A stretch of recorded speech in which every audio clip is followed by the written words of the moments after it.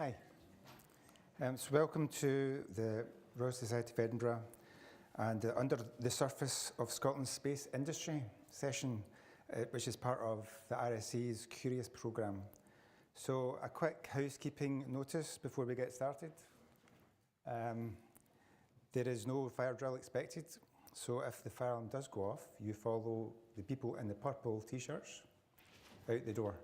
And then just assemble yourselves at the front of the building, which will be great. So as mentioned, this is part of the Curious programme, which is a series of summer events run by the RSC on a number of topics. It's got exhibitions, and it's basically to encourage you guys and other people to look under the surface, delve a bit deeper and ask questions about different subjects that are maybe not as familiar to you as what they might be. And for Space today, I'm really delighted to be joined by three very important people from the space sector in Scotland. So we've got Angela Matisse, who's the CEO and co-founder of think tank Maths, based in Edinburgh and also with a daughter company in Norway. We've got Robin Samson, who's the CEO and founder of Trade in Space. And Ivan McKee, MSP for Glasgow and Proven, and is the former Minister for Business, Trade, Tourism and Enterprise. So without further delay, let's crack on. So what I would like to talk about a bit is actually why we actually have a space sector here in Scotland, because it's quite a new thing for us. We've always had an excellent kind of research community, an academic community working in space in Scotland. But we've really not had much of a space sector as an industry. So we've not done much in terms of making things or using space as an industry. So what's changed and why is this such a big thing for us now? Well, I think this kind of goes back to about 2005. So I worked at a company called Surrey Satellite Technology Limited after I left university, which was in 1995, I think, something like that. It's a long time ago. And I've worked on small satellites, so about the size of a washing machine, these satellites were. It's quite a new area, so it's kind of making satellites in a different way. And it's down in Surrey, so after about 11 years of working there, I was like, well, it'd be quite good to go back to Scotland. So my wife, we had a child, she was 1 year old, and my wife was pregnant. We thought, well, there's no jobs, so why don't we use the money from selling our house and start a company? So that's what we did. That seemed like quite a normal thing to do. So we did, and we see an opportunity for small satellites, doing things a bit differently, so using commercial components. Commercial components maybe finding a computer or your phone or something like that, but actually using them in a space application carefully, so you made sure it worked, but not necessarily using space-grade components, which are often very expensive, very difficult to use, and things end up taking a lot longer, and time frames, you're kind of more restricted in what you can do. So we thought we're going to start this business and make power systems for small satellites. I went to a conference the very first year of starting the company and discovered CubeSats. And CubeSats were this kind of a standard form factor of satellite. It's about a 10 by 10 by 10 centimetre cube. I thought, that's a great idea. And it's all standard, so you can have standard components for this type of satellite. So we developed our first product, which was a power system for CubeSats, and we developed a battery as well. And we started selling these all over the world. And we actually had a website which had a shop on it, so you could just buy with your credit card, which was, again, the first company, I think, in the space that had ever done that. So just really being innovative about how we approach space and trying to do things differently. But we quickly moved on from thinking about doing just subsystems for CubeSats, and we thought, well, why don't we actually make our own satellite? Because to really do more, we need to be doing full satellites. So we set off on our mission to make our own satellite. We've done this in collaboration with the University of Strathclyde, using a knowledge transfer partnership. We had great support from Scottish Enterprise. We got a little bit of investment. It was extremely tough to do. There's a lot of hard work went into it. But after a few years of grinding and designing and trying to get this thing finished, we had the finished product. And this is a picture of me with the team and the satellite. This is called UCube-1. So this is Scotland's first satellite. And it was launched in 2014, and it worked.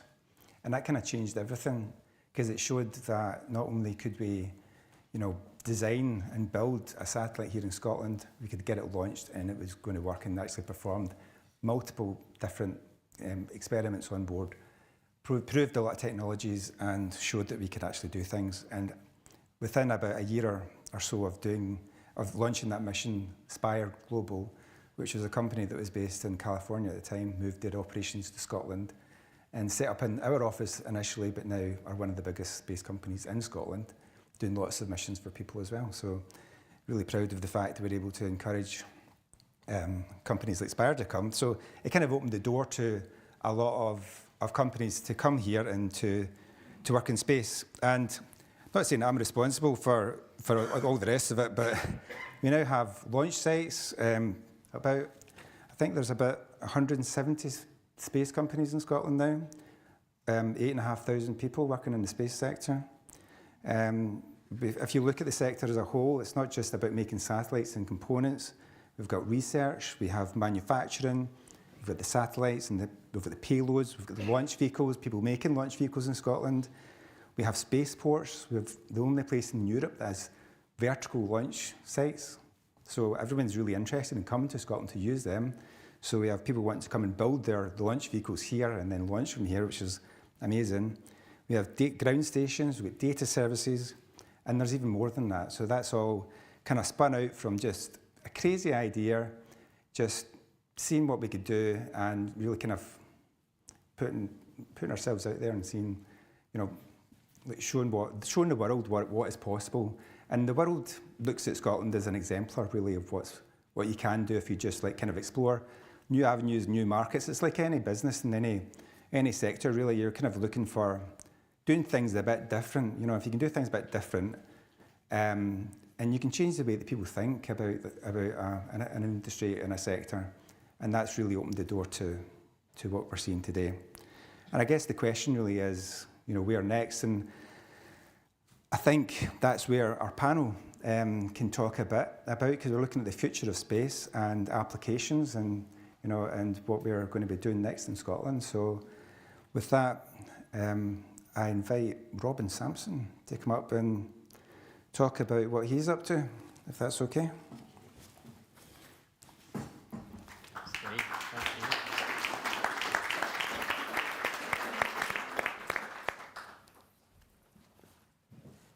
Hello, good evening everyone. It's a real honour to be here at the Royal Society of Edinburgh to speak to you all about the work that we're doing at Trade and Space, and I think we kind of represent another segment of Scotland's space industry that focuses on downstream applications. So what can we do from all of those satellite systems that are now operating in orbit?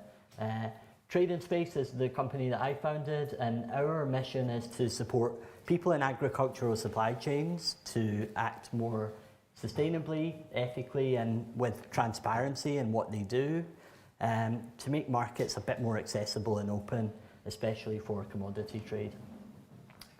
Now, really, we focus on 3 different domain areas, 3 different application types, one of which is satellite data and financial services applications, which is one of the fastest growing data user segments. You can't quite see what that says, but it says satellite data and agriculture applications, and also satellite data and location and identity applications. So Trade and Space really blends all of those 3 areas together into products and services, and we distribute that data through novel software processing means.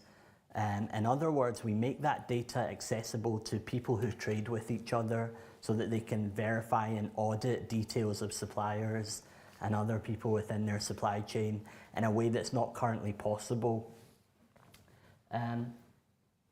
One of the things I want to tell you about downstream satellite applications that makes it really exciting, and I think is often kind of forgotten, is that we have the opportunity to reach hundreds of thousands, if not millions of people with satellite applications. Think about Sky TV, for example, and Google Maps. These are kind of one-to-many on a truly global scale. And it's the same for smallholder agriculture. It's the biggest employer of most people on the planet. Most families earn a living through smallholder agriculture, but it's completely unmapped. There's very little data about it, and not much is known about it. So that's where we've taken an approach to try and provide services that can add value to smallholder agriculture using satellite data. And this guy here, he's called Nestor Lasso. He's a smallholder farmer in Colombia. He makes award-winning coffee. We worked with Nestor and Kat to import some coffee from Colombia using a satellite image as the contract to buy his coffee. So this was the first time that had ever been done anywhere in the world, where we used a satellite image to place a bid on an asset that was owned by someone, to transfer money to that person, and then arrange shipment and logistics for that product from a remote part of Colombia to Glasgow, vastly reducing the cost of that trade and transaction that would otherwise have been possible. So that's a bit about what we do. We also make commodity much more traceable and ethical. Here's another example of me and some of the team working with some cacao producers or cocoa producers in Colombia. That's chocolate in there, or will be at some point in the not too distant future. We've made chocolate supply chains fully traceable and auditable as well, which is important if you're a trader. And these guys are delighted because they can now sell their cocoa at a much higher price than would otherwise have been possible if they hadn't collected all that location data on the product. They're able to get roughly 22% uplift on that cacao now that they've worked with our product. Now I want to show you some, I mean, let's talk a little bit about what we're actually looking for in smallholder agriculture. This is a typical landscape that we will work with. There are many different species of agriculture in there, but you might not be able to see them all at once. These are palm for palm oil plants. This is actually coffee that you can see in some of these. You can see there's a little bit of shape to it and texture, so we can notice that. There's also a few other things. There's some banana in there as well, and a few other things. It's an agroforestry landscape. It's really typical of smallholder agriculture. You'll see several different types of crop. It's actually reckoned to be the most healthy kind of agriculture in terms of carbon absorption. This is what we look at. Contrast that to this landscape. This is what a coffee landscape in Brazil looks like. Very easy to quantify and classify that with a satellite image. It's so easy to exactly calculate how much area there is of coffee here. Therefore, you can work out how much that is priced at and get insight on how much coffee is going to come to market next year, because pretty much all coffee in the world, well, not all, but like 55% of coffee in the world comes from Brazil. So it really drives the market. And this is the main thing that we want to try and observe as well, or try and take action on this kind of deforestation as well, which is a major problem in agriculture supply chains, and has become the main focus for downstream Earth observation applications at the moment. At least the main civilian application for that technology is in trying to find instances of deforestation and trying to engage people on the ground to avoid deforestation as well. It's a big part of the work that happens in Edinburgh. The university takes a leadership role in identifying deforestation management techniques. And there are lots of businesses in Scotland that work on this problem. So it's a good one to try and highlight. I mentioned all these different textural analyses that we can perform, looking at colour, texture of commodity crops. We can look at topology and relief. Coffee always tends to grow on hills, so does most tropical agriculture. So we can put all these things together and then really pinpoint where these things are, learn a lot of things about them, and that's a big focus of what we do. And this is a slightly different application where we're able to identify exactly where deforestation is happening. This data ultimately comes from Sentinel and Landsat systems, which are at the bigger end of the satellite spectrum. They're huge. We use them to find out where deforestation's happened in the last couple of weeks. And that's how we know where there's action that needs to be taken. 1 hectare of tropical forest stores 100 to 200 metric tons of carbon. And 1 kilometre squared stores between 1 and 2 million metric tons, therefore, of stored carbon. So that's why this is such a huge issue. You don't need me to spell it out much further than that, but so just to kind of finish the point on why we're so focused on this as a downstream application, here are some numbers about what the trade in tropical agriculture is worth in Europe. I chose Europe because you know, much of these things will then be re-exported to the UK and Scotland anyway. We're talking about billion-dollar industries and billion-dollar consumptions. And the only realistic way that we can find out how much deforestation is being imported along with all of those things and what the carbon footprint of those things are is by examining their geospatial signatures as well. So that's what we hope to do with Trade in Space. And with that, I'll better hand over to our next speaker, which is going to be Ivan McKee. Thank you.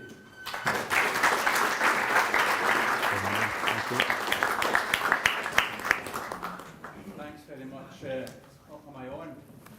Can you hear me? Yes, good. Thanks very much, Robin, and thanks very much, RSC, for inviting me along this evening to take part in the discussion, which I'm very much looking forward to, and thanks very much to Craig for the opening remarks. And if you didn't know already, you now know they've got an awful lot of coffee in Brazil. So I just want to, the first thing I want to talk about is luck, okay, bizarrely, because you either get lucky, serendipity drives a lot of stuff, or you make your own luck through hard work. And the reality is, to be successful, you probably need a bit of both. And I think in the space sector in Scotland over the last 10, 15, 20 years perhaps, there's been quite a bit of luck, things just lining up, the right people being in the right place at the right time, meeting the right people and doing the right things. But that sector now, the space sector, is now at a place where it's got real potential to be a huge economic driver in Scotland, and a lot of the stars, dare I say, are lined up to enable that to happen. And I just want to unpick a wee bit of that, a wee bit about where we are just now in the sector, what we're focused on, what the institutions and the ecosystem looks like, and where the expertise is, a bit about what the opportunities could be, and a bit about some of the challenges that are going to be faced along that journey. In Scotland, in the space sector, like to talk about this end-to-end capability and it being fairly unique. Nowhere else has got that, all of the aspects that we have in Scotland, from the excellent research in our leading universities, many of whom are absolutely focused on space and all its aspects, through manufacturing, with small satellite manufacturing that Craig's touched on. Obviously, he is very much at the heart of that, but also in our launch vehicle manufacture and other manufacturing capabilities around that. Our launch capability, which is coming on stream over the next few months, a total of 5 spaceports potentially, vertical and horizontal. The space data sector, and we've heard from Robin in Trade in Space, the huge opportunities that lie in that downstream capability, and also the ground station capability as well that we have in Scotland. It was something to forget about, but it's part of that overall picture. So that end-to-end capability is something that very, very few other countries in the world have got, and we've ended up with that through various reasons. A lot of great personalities driving that, but it puts us in a very, very strong position to build on. We've also got that very clear focus on sustainability, the first country in the world to have a space sustainability strategy, which understands clearly the uses of this data, and we've seen some great examples of that already, and there are many, many more, helping to tackle the net zero challenges that we have. The products themselves, the launch vehicles, a huge focus from our launch vehicle manufacturers, Orbex and Skyrora, on making those vehicles as eco-friendly as possible, and then of course how we use that data further downstream. So all of that, really, that theme runs right through what we're doing. It's a very different public perception traditionally to what space is, and it's something that we can see. When you talk to people initially about space in Scotland, they think you're talking about Cape Canaveral, they're talking about astronauts, they're talking about, frankly, a not very environmentally friendly sector, but the more you explain what it's all about, the more they kind of get it. And one of the things that's been quite interesting politically over the past few years is we've had, I remember about 5 years ago, there was a Conservative MSP who shall remain nameless, who took to Twitter to ridicule the very concept of a Scottish space strategy. Well, no, he's in a very different place now. And on the other end of the spectrum, we've got the Greens, who have been very, very suspicious of the space sector in Scotland for the reasons I've identified. I think now getting a better understanding of the sustainability and environmental positives it can bring to the bigger challenges that we face. And institutionally in Scotland, we've got Space Scotland, which is a if you're part of Space Scotland, you know what I'm talking about. I found that a hugely dynamic and energising forum to be involved in the times that I took part in the meetings. All kinds of characters, real energy, real enthusiasm, and a real willingness to get out there and grab opportunities and deliver on them, but a real collaboration as well to work together to make that happen. The Scottish Government, certainly when I was a minister, and I know certainly very much since then as well, has been hugely focused with its agencies on supporting that activity. And then work beyond that, the Scottish Space Academic Forum, bringing to bear the abilities that we have across our universities to support what's happening across the sector. And then the Scottish International Advisory Committee, Space Advisory Committee, formed of our Global Scots that Angela has been instrumental in pulling together, just shows the breadth internationally of Scots that are in the space sector and are working very hard. So that whole ecosystem puts us in a very strong place to build on as well. And of course we build on top of a data sector, particularly in Edinburgh, that is certainly European and possibly one of the world leading in terms of what it brings to bear with the School of Informatics and the Base Centre and other work that's happening there. So that platform for the data and analytics side of the sector is hugely important. And of course down at Prestwick, the aerospace cluster is a big part of that. So there's so many of those elements are there in place, ready to be built on, and I think a sector that's very keen to do that. I think the first of the opportunities is round about making that end-to-end capability that we talk about real and launch will happen, and then that drives a number of things. It really positions Scotland. You can frankly build all the satellites you like in a wee factory in Finniston, but at the end of the day, people drive past it every day and don't know it's there. When you start sending stuff into space, people know it's there. So I think that will really put Scotland on the map with regards to the sector. That sends an international signal and also sends a signal within Scotland and across the rest of the UK that the space sector in Scotland is something to be reckoned with, and that attracts business. We've had some really good FDI wins over the past number of years, but that will start to accelerate, and I'll come on to talk about that briefly in a minute as well. Attract capital investment to support growth businesses in Scotland, which is a gap. That's something that's really absolutely necessary to take forward, but getting those VCs to get on a plane and come to Scotland and see what that business pipeline looks like is absolutely critical. So launch and end-to-end capability really help that. And also talent, because we need to bring in talent, homegrown talent as best we can, but also bring in talent from the rest of the UK and further afield to fuel that growth. Second opportunity is round about the wider economic benefit, and we'll look at some great numbers, and I think 26% CAGR and stuff like that. It's all really, really positive stuff, but obviously start from a very, very small base. The sector roughly is about 0.5% of Scotland's economy at the moment, but you can see how with that kind of growth rate over the next 10, 15, 20 years, it could really be a significant mainstay of Scotland's economy. And in reality, we've really only got two sectors that are at that kind of 10% plus of the Scottish economy, financial services and the energy sector, and others that are smaller but growing in terms of technology sectors. But space has absolutely got the capability to be up there with those sectors, and that is a sobering thought when you think about it. But I think that's the scale of the ambition that we need to be focused on.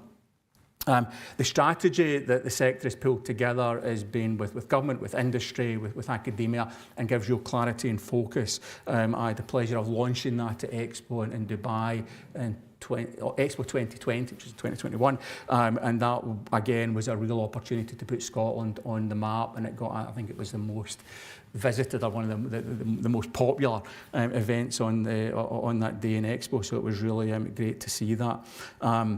And it's worth also considering how space enables other sectors. So I've mentioned data and the support that the data and tech sector in Scotland provides to space.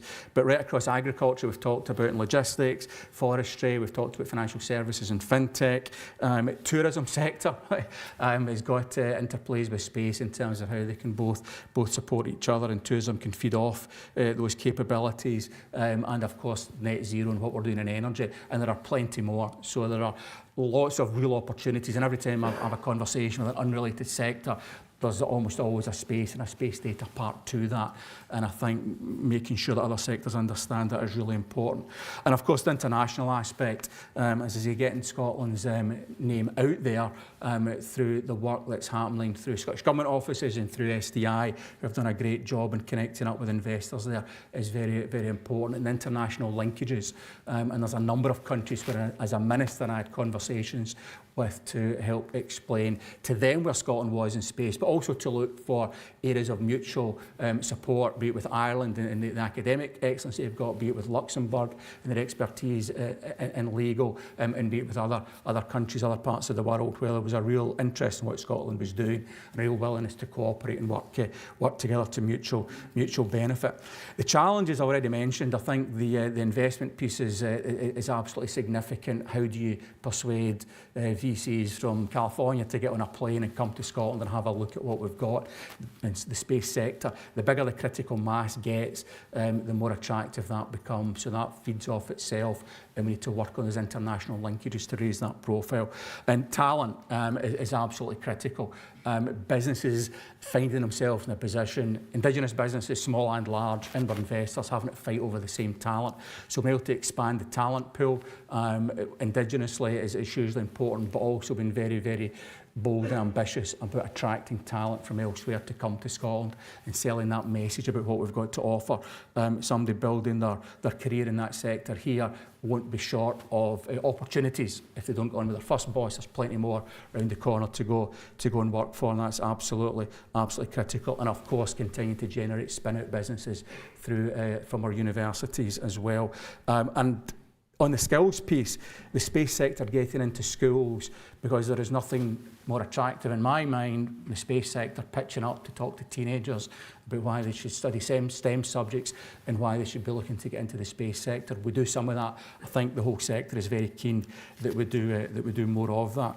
So just in conclusion, I think those ingredients are all there. There's the right attitude in the sector, that scale of ambition, if anything, make it even bigger, because I say to become one of the mainstays of Scotland's economy is absolutely there to be done. We just need to make sure everything is pointing in the right direction. We understand the challenges we need to break down. That clarity and focus on what we're good at, because one of the keys to success in my mind is not pretending you're good at everything, understanding data-driven analytically what you are good at, and then working on that relentlessly to project your image globally, and the whole of Team Scotland across that ecosystem working together to deliver on that, tackling those talent challenges and those investment challenges. So I think, as I say at the start, we got lucky to get here to some extent, but building on fertile ground, but those elements are all there now.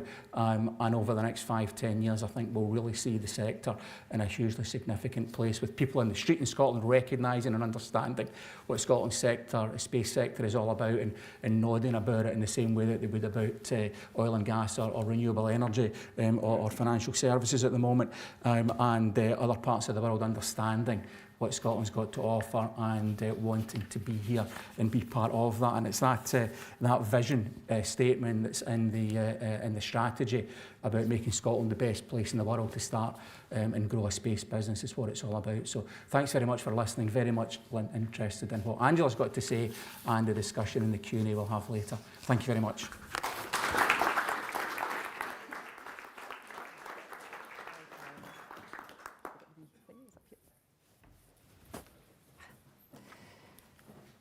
So thank you very much for the Royal Society to invite me here this evening to join this illustrious group representing the Scottish space sector and telling you our part in it. So if I move on, yes. So I'm Angela Matisse. I'm the chief executive of a company called Think Tank Maths. It's basically maths algorithms for dealing with, we deal with the space sector, but we're also in the energy transition sector because you need new algorithms and new things to be doing things with more precision and deal with all the complexity that's coming up. I think, Ivan was saying about, just before I dive into this, Ivan was saying about, we've got end-to-end. We have, in the Space Scotland community, we sort of say, anybody who's got a business today, what's your space strategy? Because I think really, no matter what business you're in, you can be using satellite data, or you can be doing something to change your business model and, and be getting ahead. I mean, you can see some of the, the things that Robin's been up to as well. The other thing that Ivan mentioned is we have and I would advise you to go and look at that, the sustainability, so the space sustainability roadmap for Scotland, which really sets the pace, as we said. It was the first globally to do so. I believe, looking at you here, Stéphane, and France, France also has the CNES, which is the national sort of space group agency in France, and they have sustainability as a big thing. But that Scotland already has one and has published that is great. So what I'm going to talk to you is to help you understand really what is very important about space. It's exciting, it's got opportunities, but we need to kind of understand space traffic management in space. A couple of things just to get the ground rules here. People think space is infinite, but actually the bit that we're interested in, take out your mobile phone, the bit we're interested in is a finite area around the planet. And it's the distances from there that you want to be orbiting round. Certain people want to be orbiting round because that's the place when you can communicate back to Earth, and you can also sort of manage just manage accessibility, etc. So we talk about near Earth orbit, and in particular we talk about something I might say lower Earth orbit, and that's it's from 200 kilometers from the surface of the Earth to about 2,000 kilometers from the surface of the Earth. Now, just to put that into perspective, some of the military and strategic stuff is 36,000 kilometers away from the surface of the Earth. But we're looking at the bit that is very finite, and there's like a Goldilocks band of about 350 to about 800 kilometers, and that's the bit everybody wants to be in, because that's where you don't get such a pull back to the Earth from gravity, but you also can do a lot of communication very quickly for 4G and all the things we're doing. So we'll get onto that, and I'll refer to a bit on that. And what I'm going to be talking about is why we need novel maths and models if we want to keep this wonderful domain that we have, that we can exploit for all the wonderful things we can do here on the planet. For the first time, actually, probably at scale with humanity. So I'm afraid to be using this sort of doom and gloom, but it is about the potential of collision, so the collision risk, and exactly that. We'll come on, the loss of those vital satellite services.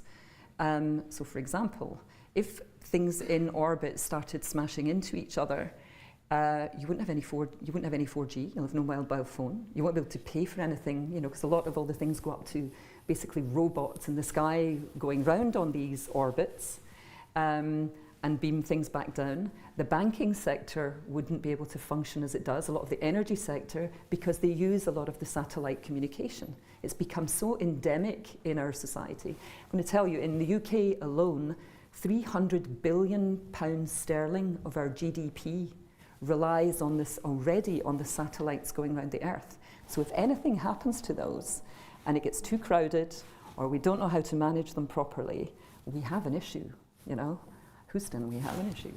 And then also the Earth observation, which we're just beginning to see, the wonderful fruits of. We would have an issue with that too, because it would go.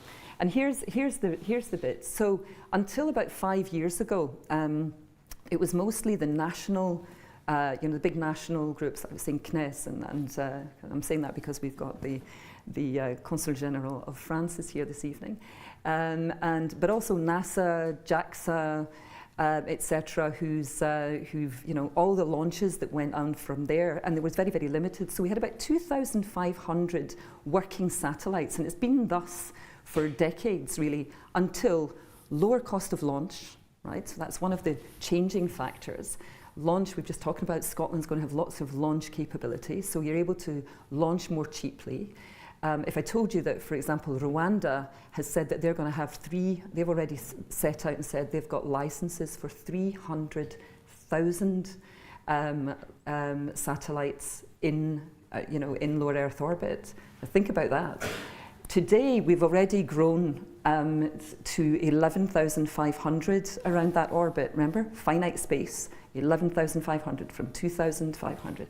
And the forecast within the next 5 years is 70,000, and that is conservative. So we really might have a congestion problem. Remember, we're talking about how do we avoid that collision. I'm going to talk to you a little bit about those. So this, in case you haven't seen it, if you want to go and play with this, it's Wayfinder by a company called Privateer that we've been partnering with in the US. And this is a plotting of the catalogue of the known satellites. It's actually got active satellites, inactive satellites, old rocket debris bodies, and some other debris. In fact, this is just the stuff that's catalogued. In other words, things that are bigger than 10 centimetres. There are many, it's said, there are probably a couple of million, actually 200 million, some people are saying to 300 million, of lots of pieces smaller than that we cannot even detect in this finite area around the planet. So it's quite a sobering thought. But the key thing is we need to know where these things are, and we need to be able to chart them, and we need to be able to, know where they are is the key piece, actually. So you can go on and look at this. This is Wayfinder. This is the situation today. This is the bit that our company, Think Tank Maths, is looking at and dealing with. There is no precision in the position of satellites, no shared precision in the way that those are knowledge, and I'm going to take you on to this. So these are just 3 of the 4 positions here. This is one satellite and 4 position predictions. Now the reason we say position predictions is because the objects that are flying around that you saw in that previous chart, again, people don't know, it's traveling at an average of 8 kilometers per second. So the time it's taken me to say that, imagine what distance these things have taken to go round, round in that orbit. So you're predicting those positions, and you're putting lots of things up there, and you've got there must be some finite limit that you get to. And this is the kind of this is the problem that we actually have. We're talking about sustainable space. We've got to get a grip on this, right? We really have to know where things are and where they are relative to each other. And so you've got Stratcom, Planet, and Leo Labs. These are 3 very big organizations in the USA who produce data, hand data to their government, which is handed on also to allied parties and allied countries around the world. And there are, if you plot these 4 positions, there are actually 4 of them that are catalogued on this one satellite. They are about something like 50 to 80 kilometers apart. Now that's fine if you've only got, say, 11,500. Try and go to 70,000, try and go to 200,000, try and go to 500,000 if Rwanda starts doing what they're doing. That's kind of like saying we're going to meet in Edinburgh tonight, and some folk ended up in Glasgow instead of coming here. It's kind of crazy. So I hope that's giving you a feel for, we don't know where, there's no common ground, and there's no common way of actually calculating where something is at any given time. Problem, right? What is needed are rigorous models. Orbital trajectory predictions, so that's the bit that I just said. Where are they at what time? Space weather forecasting. Now, space weather, what is that? That is, you can have all sorts of, so something's going around in an orbit, and when there's, if you like, just sort of cosmic interference, sort of rays coming in, or a sunburst. You've got a solar flare. That creates a pocket of atmosphere. And when a satellite hits that pocket of atmosphere, it's more dense or it's different. It can cause drag, so it will change its speed. And it might even change its altitude, so it could drop. So they're dancing around with these cosmic and solar flare activity. So you don't put something up there, and it's not like you build a road and then suddenly, it stays on that road, or you know exactly where it is. These things are, there's other things going on that are influencing this. So again, I'm trying to help with the exchange, and even gravity variations. In some of the models that are being used today for this positional accuracy, they're not taking into, they have standard models and they have standard assumptions of the forces of gravity. And it depends which altitude you're at, which orbit you are on.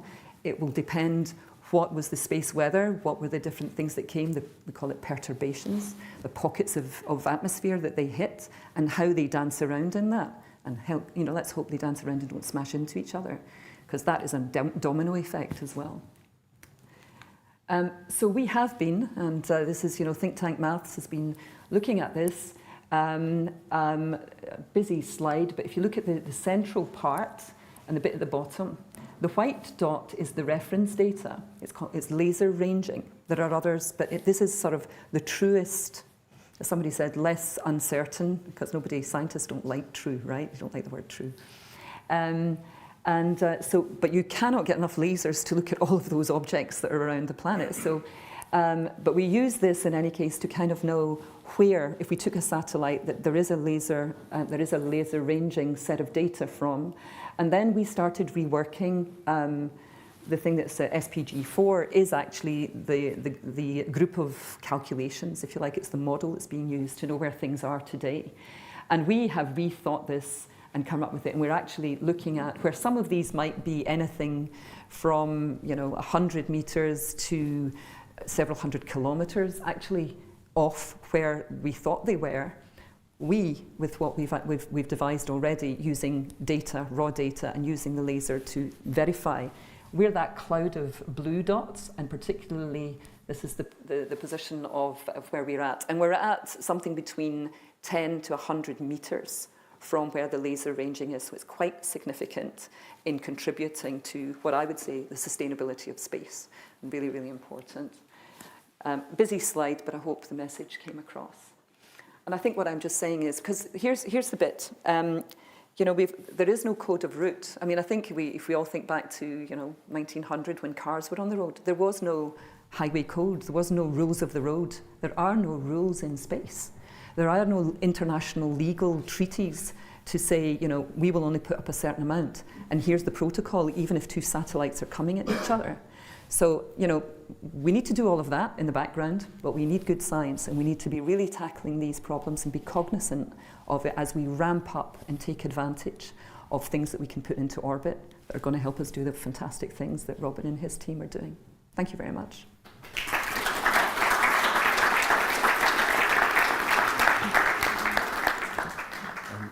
Thanks, Angela, and thanks, Robin and Ivan. If you'd like to come up and take a comfy seat, we're going to take some questions from the floor and online. So if you've got a question, please put your hand up and we'll have a mic at you pretty quickly.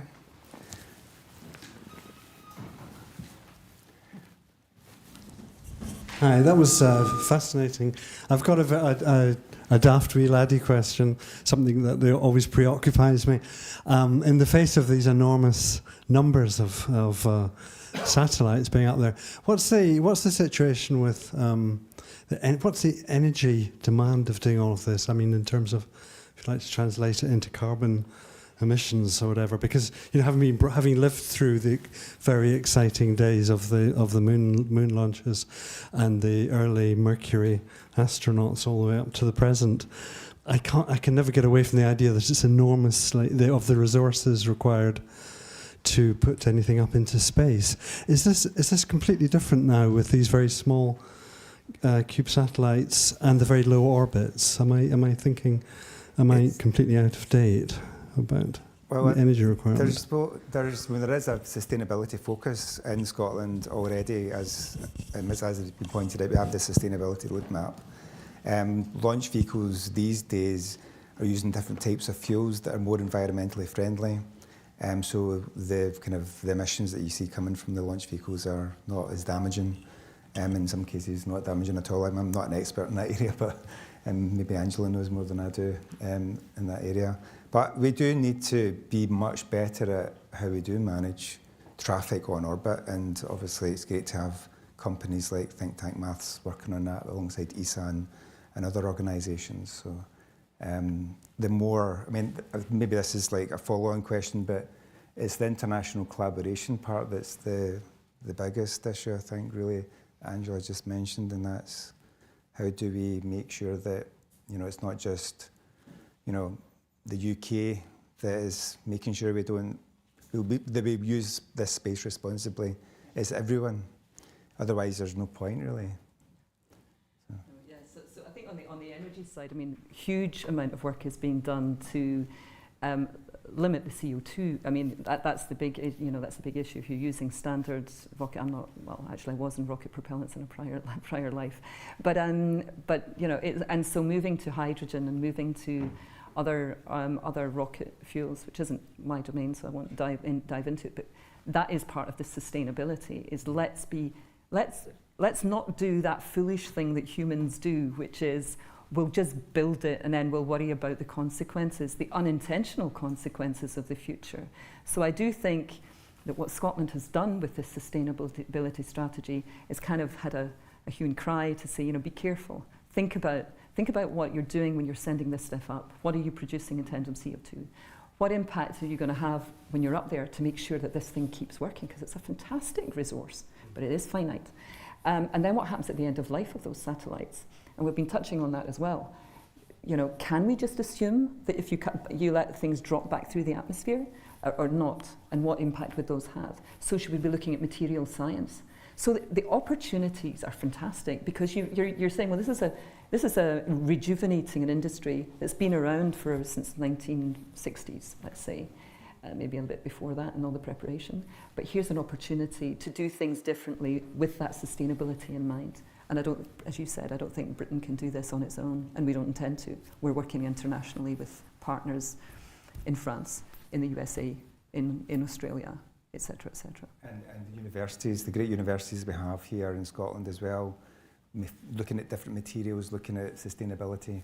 That's why it's such a really important part of the value chain for space, is that companies work with universities and do the research with them as part of the whole picture.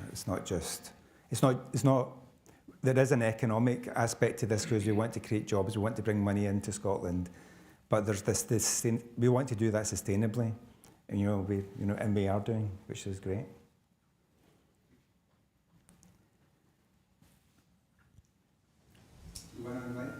Yeah. We've got one from online, which actually kind of ties in nicely to what you were just talking about. So it's bringing sustainability still. They said, can as eco-friendly as possible ever be net zero with the space industry? Or what's the kind of, what is it that you're aiming for? I think what I would say on that is you can, of course, continue to make huge reductions in terms of the carbon footprint of the sector in terms of manufacturing and launch, and some of the numbers are like 80-90% reductions and more in terms of the carbon footprint. But the other side of that equation, of course, is what space data is able to contribute to the net zero journey, which will be a much, much, much bigger number by many orders of magnitude. So you need to look at that in the round and understand what the whole picture is there. Down the front. Who polices what goes up? That's the first part I wanted to ask. Who polices is there going to be rogue satellites getting sent up by your Putins and your Rastinov, these kind of bloody characters? And the detection system you were talking about, is it everything that's up there, or is it are you only able to predict what's or you already know is up there? So observation is important, right? So what you can't observe, you cannot catalogue, and that's a real issue. And there's stuff that's up there that people have forgotten. So we're trying to see how we categorize. There are projects that are being funded on categorization of satellites. But you asked, your original part of the question was who controls. Look, there's a United Nations recommendation on this. It is only a recommendation, and that's as far as it goes at the moment. And it sort of says that, any time in the year after you've launched, when you're ready, could you please, make it known that you've put something into space? Well, with this kind of rapid growth, the speed that these things are going at, it needs to be more solid than that. And to come to the real crux, it's a nation state is responsible and gives licenses. So, Starlink, for example, this is one that I like to go on. People will say Starlink, well, it's Elon Musk and he's doing his own thing. Well, he can't do that without licenses from the US government, right? So he is he's applied for licenses and he's been accorded those licenses to go up. And yes, so we will not be able to control. I mean, even if you had controls, would you control some people? But that's always a question, right? Space, please. Yes, there's a new unit in the U.S. Space Command has stood up, which actually has the right to fire at other people's satellites. I mean, that's on the internet. But so it is quite it's a hotting area. But we are trying. The community globally is trying to put regulation in place so that we're at least telling each other what's going on. We're sharing data. Because again, you can know where things are. The US has a big catalogue. They have lots of big catalogues. But we're only able to go down and actually capture anything 10 centimetres or bigger. And if, a piece that I don't have time to say, but a 2 millimetre flake of paint travelling at 8 kilometres a second is travelling at 12 times the speed of a bullet and will be like a pétanque ball hitting at 100 kilometres an hour. I've seen Armageddon. You've seen it, well, you've seen it, and you've probably seen Gravity as well, those kinds of things. So it's important to know what is less than 10 centimetres, but as a species, as a race, humanity does not have the capability yet to capture those potentially lots of millions of little bits that are flying around as well. So it's, it's sort of like, let's do all of this, but let's not get too far ahead of ourselves so that we're giving ourselves an uncontrollable situation in the future. That's how much work.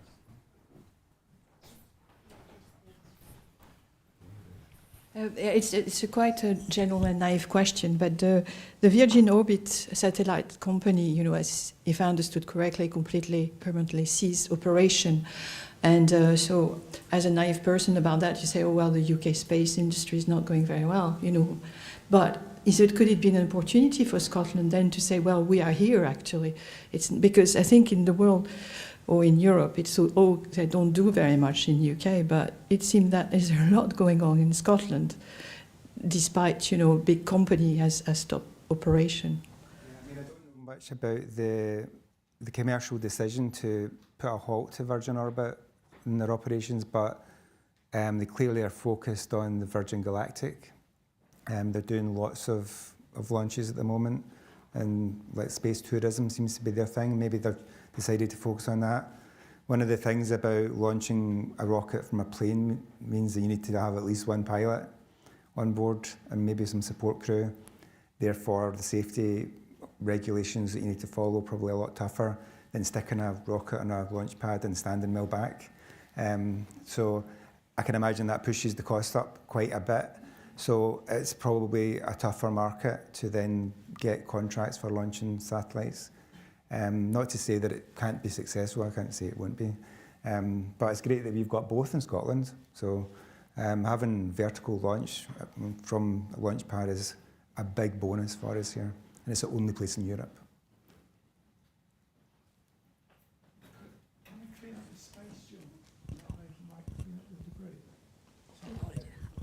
Is there any way we can clean up some of this space junk?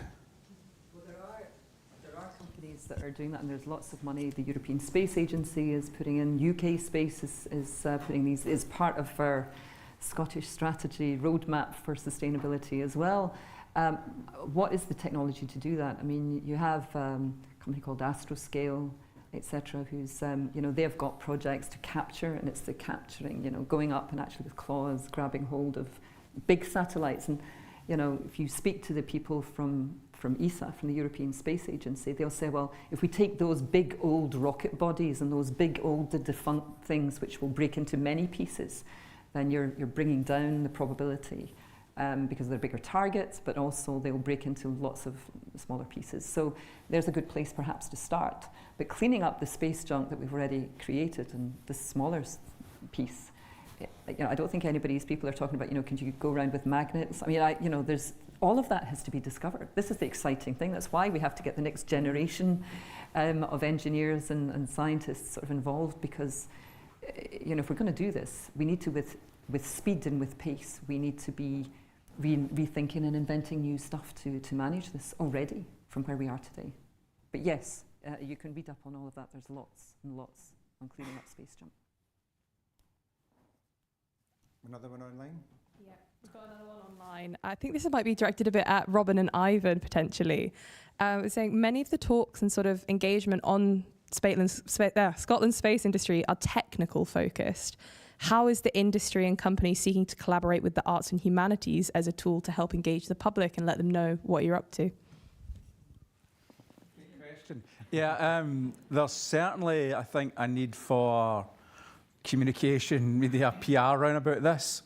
And it was kind of interesting because I randomly met a journalist last week, and the thing he wanted to talk to me about was how do we get more of this stuff out there so that the business conversation and the media, which frankly gets quite narrow in some quite specific sectors and quite specific issues, how do you get more people talking about this, about the life science sector, about fintech, about, some aspects of renewables, etc., that are hugely exciting. And other. So I think there's absolutely a job to be done to, and I think the sector understands that and take that responsibility as well, but more broadly, government and elsewhere, to be able to make sure we project that as much as possible.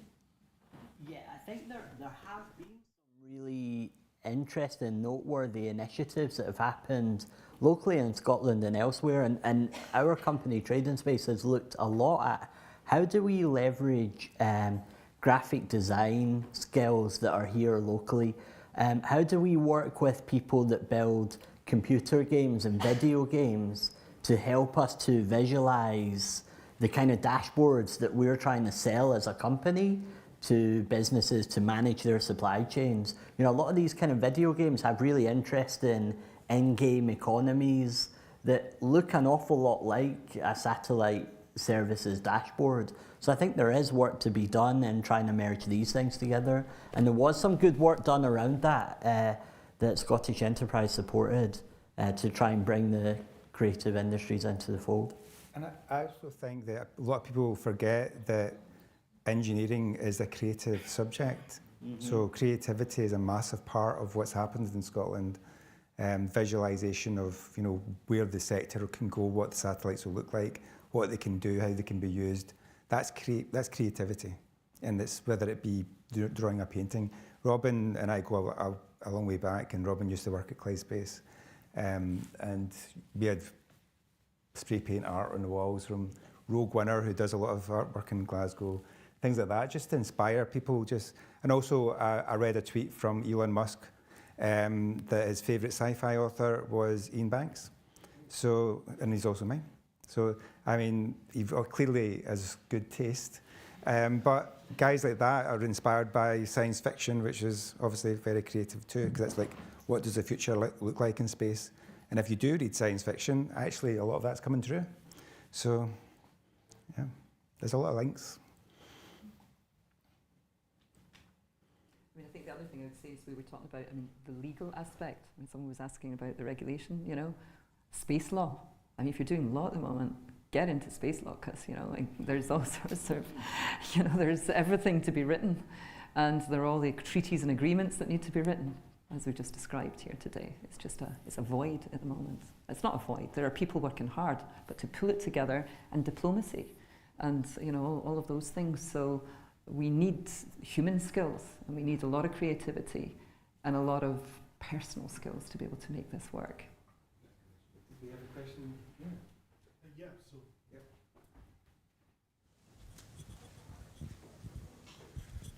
Thank you very much. Just on the Earth observation front, it occurs to me that a lot of what happens there is based on like pattern matching, which is of course an area where new technologies and trends in terms of AI are becoming more and more prevalent. Is that something that, does Scotland have the skills and ability to leverage that sort of fusion of two really out there technologies?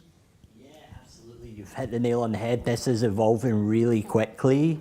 Humans are being removed from the loop to create these AI algorithms that we use to train on images, to count things, quantify things. And there are companies and businesses in Scotland that create those kind of AI systems that analyse the images. The one that springs to mind is Earthblocks, I think, based here in Edinburgh. They have a tool that can do that and can generate algorithms for you to look at various different, in our case, we really are mainly interested in crops, but could be other things as well.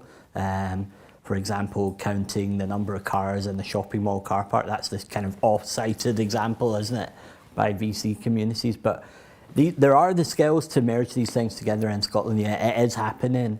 I think manual coding to apply that to satellite images will be gone in 3 or 4 years. It'll all be done by AI. We've got a question here. You were next. Maybe take 2 or 3 more. Okay. Thank you. Is this on? Okay. I'm sorry to take another question. I'm fascinated. I find it so amazing to be alive and discover that Scotland has this amazing space potential. Is it, and that it's unique? Is it? I know there's lots of people talk about many different launch sites. I think from Shetland, possibly the Western Isles, but other parts of Scotland. What is it? Because is it because I know it's, and I think it's to do with polar orbits. Is that right? And I think it's to do with there being lots of empty ocean or sea space to the north of it. But I mean, there are other places. There's Norway and there's Japan and there's all of Soviet Russia. Why do we? I mean, is it just us because we're Scottish? We think it has this incredible potential. Is this going on in other countries as well, or is what is the? How would you describe it? How would you explain it? They launch generally over land. And there's been a few cases of their launch vehicles failing and landing in not so good places over the years, which so you need to be very careful with your launch, basically. But I think it's more a case of we've just got the bit between our teeth and we're going for it at the moment. One of the things I was going to ask Ivan, but if there wasn't any questions, but I think one of the really important factors about the Scottish space sector is that we're very economically focused. We're focused on jobs and creating wealth and drawing export to. We're doing exporting our capability overseas. That's what it's all about. It's not. I mean, as much as I love an astronaut, when it's not about astronauts and human space flight, and I love going to explore other planets and moons and stuff like that. But really, it's about creating jobs. And that's the baseline for what we're doing. I think on the, Shetland is pretty far up. I mean, we've got other places that will have other purpose. And yes, it's the open space, and you were right. So if you get 16 potential orbits up there at that top, whereas the equator you get once round, right? Shetland's got about 14 of those 16 daily. But think of also the climate, an equivalent space, if you like, or location in Norway. Or in north of Russia and Siberia. It's pretty cold. Whereas we have got the Gulf Stream, provided it continues turning. And therefore it's much more temperate as well. But I think the economic drivers, we've just got very determined people in the various spaceports that have decided that they're going for this, and they've built international relationships to make them happen. That's absolutely right. The economic focus is hugely central, and I suppose, and if you think about the sector historically, globally, it's been government money going in for defence, security, and all kinds of, or moonshots and whatever. And I think we're looking at this through a different lens, which is what does the sector do to be able to contribute to GDP growth job opportunities, export potential. So for it to be generating economic value to the community is hugely important. And just on your flight pass, just tell a funny story. You're right, Shetland's kind of got a clear run north. Sutherland has got, the only thing that's in the way is the Faroe Islands. And I explained this to a Swiss space delegation at one point, and one of the guys leaned over and he said, "Now I understand, the Faroese let you fire your satellite, your rockets, over their airspace, and you sometimes let them draw with you at football."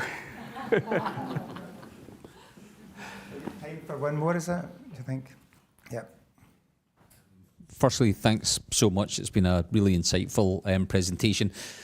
I know it was one question, but there's kind of two parts to it, if you allow me. Andy Campbell from the Scottish Space Network. Ivan, it was fantastic to hear you recognise the importance of inspiring our young people to take careers in STEM. I was involved in the Mission Discovery Programme, which has already seen experiments from high schools in Renfrewshire and Inverclyde carried out on the International Space Station. So first part of the question is, because we've identified talent as being really important, is what more can we do as a sector to inspire our young people to choose STEM related subjects and careers into the space sector? And secondly, if you're able to address this one, clearly we've got huge economic ambitions for the growth of the space sector in Scotland. There will be challenges along the way. What do we think is the number one challenge that the space sector community can address? I think they're both the same thing. I think the answer to the second part is talent. And it's, I said, it's locally grown and it's been a magnet for attracting talent from the rest of the UK, which is easy because there's no immigration challenges, and we can do that straight away, and there's a big focus on that. But then and internationally as well. And it's great the stuff that's happening in schools, and it's how that gets scaled up. And I suppose a lot of that is down to the schools understanding it's there, and the careers folks in the schools understanding it's there, and getting enthused by it. So I think that really starting to turn slowly, and hopefully that will gain momentum. But it's difficult, and I have those conversations with teachers in my own constituency that are focused on this career paths for young people and subject choices. But that jump from how do you get so-and-so to study maths through to you want to work in the space sector, frankly, we've probably not got the mental joining up of all that yet within schools, and I think that's something that needs to be worked at through the education service as well.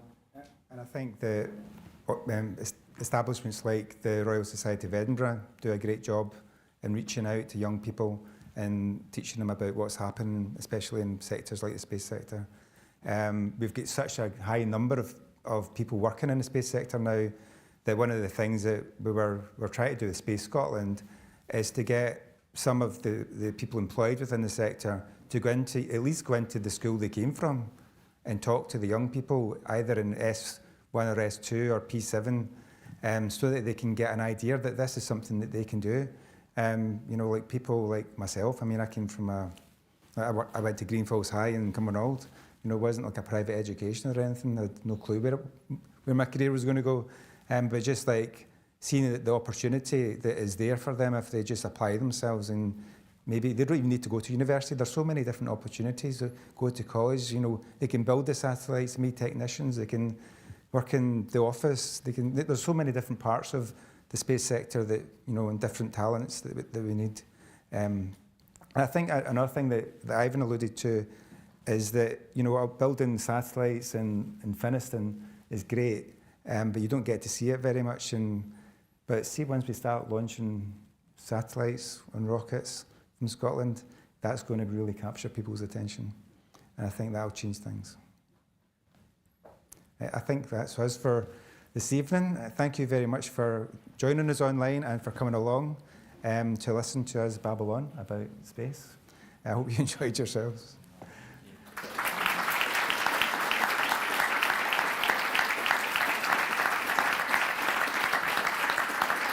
I should say, well, I think I'm switched off, but thank you guys for coming along, joining the panel.